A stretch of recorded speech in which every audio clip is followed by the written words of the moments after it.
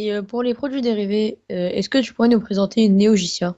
Alors, Neogicia, effectivement, j'en profite même pour étoffer un petit peu en présentant les trois spin-offs qui sont liés en fait, hein. Donc, Neogicia est un spin-off, ça se passe dans l'univers de Noob, mais ce n'est pas Noob. C'est-à-dire que, en gros, voilà, il y aura Neogicia, qui est le spin-off de la faction de l'Empire, les Chroniques de Cyrial, le spin-off de la faction de l'Ordre, et l'Héritage d'Elcazar, qui est le spin-off de la Coalition.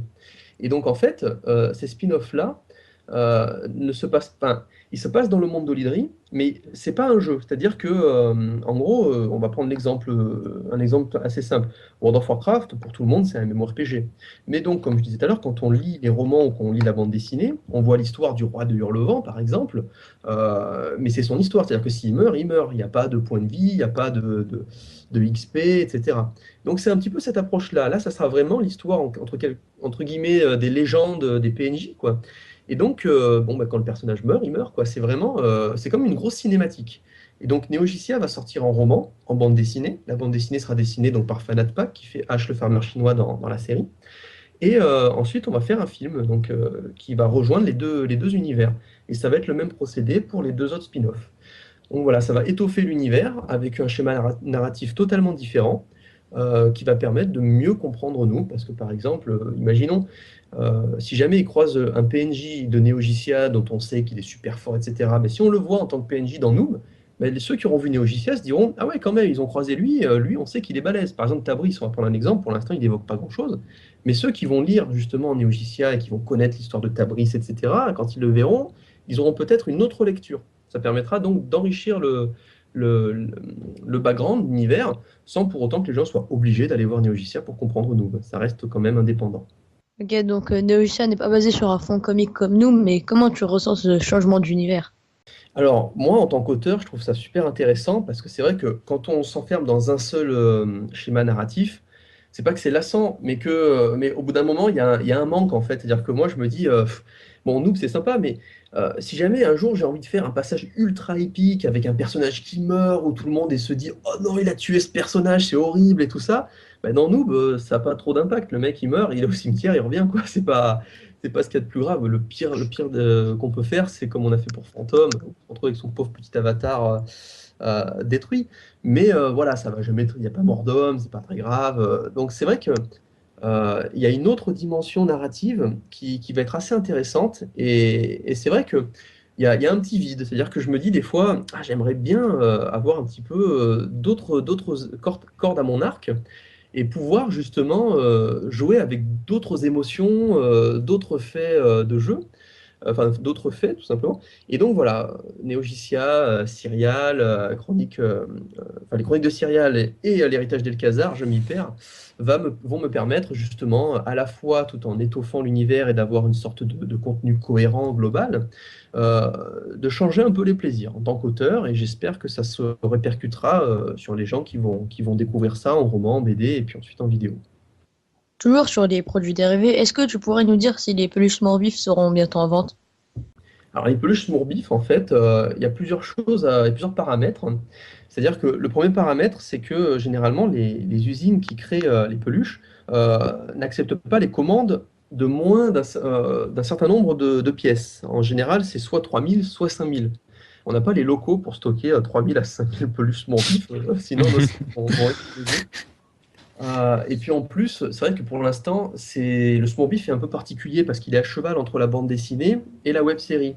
Si on fait la peluche Smurbiff, on va plutôt, on va dire, financer Soleil et le staff de la bande dessinée au détriment du modèle économique de la web série.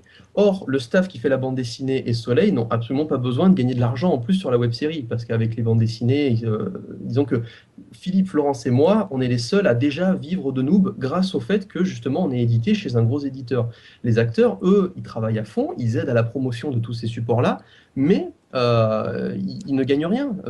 Au pire, ils récupèrent quoi en général? Je distribue toutes les royalties qu'on a sur les DVD. Ça va pas chercher bien loin. En deux restaurants, c'est grillé, hein, tout ce qu'ils ont touché, parce qu'on est nombreux. Donc voilà, ça paye un resto à chacun, tout le monde est content. Donc voilà, on peut pas dire que les gens vivent de ça. Donc la peluche Mourbif, Aujourd'hui, c'est pas super opportun de faire ça parce que ça menace un petit peu l'amélioration de la web série. Donc, on préfère attendre de finir la web série et puis donc de se mettre au point parce qu'il y a plein de questions juridiques, qui possède les droits du Smurfbeef, qui doit récupérer quoi, etc. Donc, voilà, Soleil, ils n'ont pas besoin de la web série pour l'instant.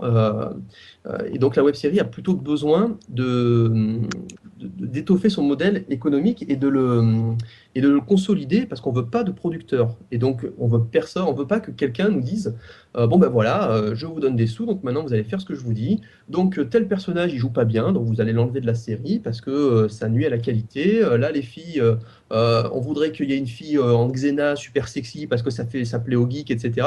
Moi j'accepterai jamais qu'on me dicte toutes ces choses-là, hein. Généralement c'est nos sœurs, nos copines, etc. qui sont les actrices, donc bon, on est un peu jaloux, hein, on va un peu, on va certainement pas accepter ça. Et puis elle-même non plus n'accepterait pas.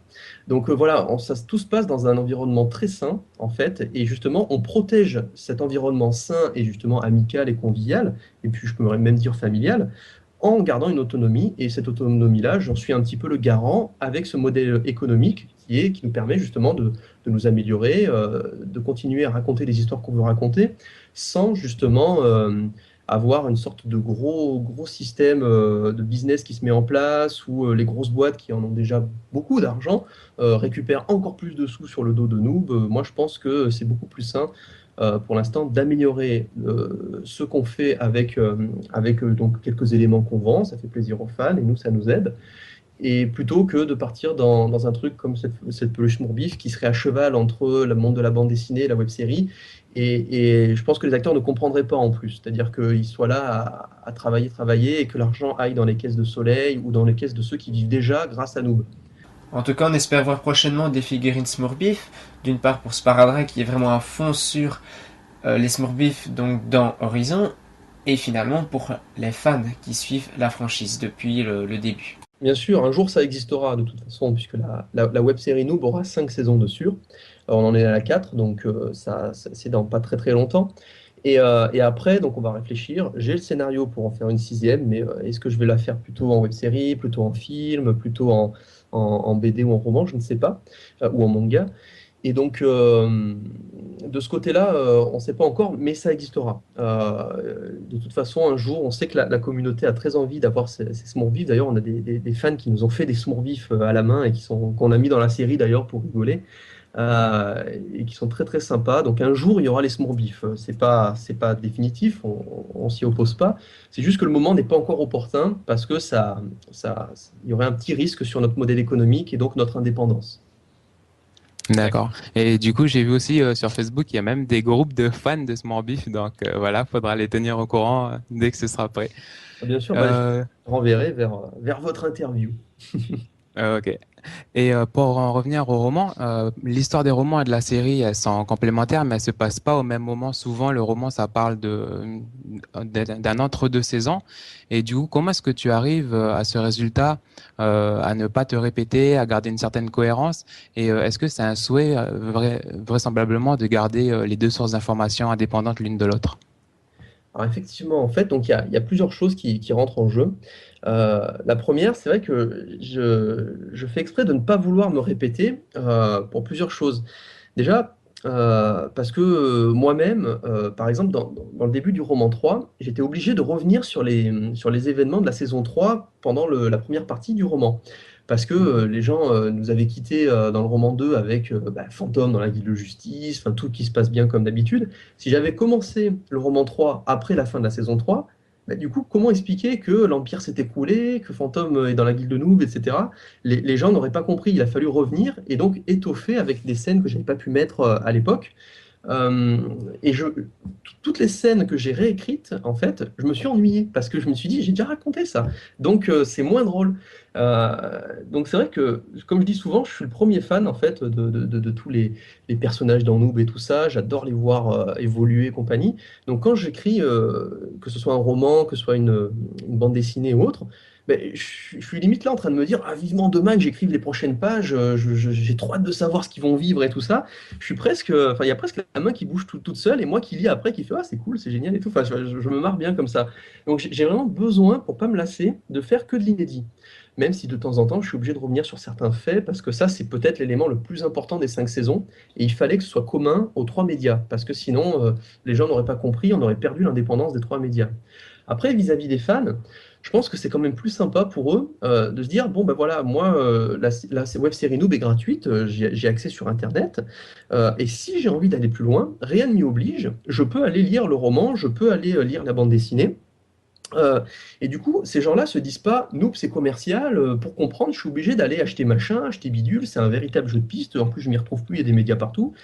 Donc c'est vraiment au volontariat, quoi. La personne se dit, ah, ça me plaît, j'accroche à la web série, j'ai bien envie d'en savoir un peu plus, et donc du coup, cette personne-là découvre de l'inédit.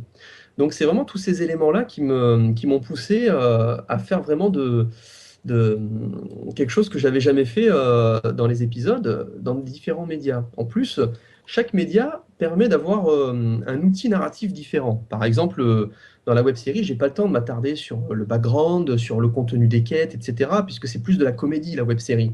C'est le personnage qui va parler, c'est leur relation, c'est du gag visuel, du personnage qui va se casser la gueule, ou l'autre qui va courir, qui va se battre, qui va faire n'importe quoi, ou l'accent d'Omégazelle quand il crie à tue-tête.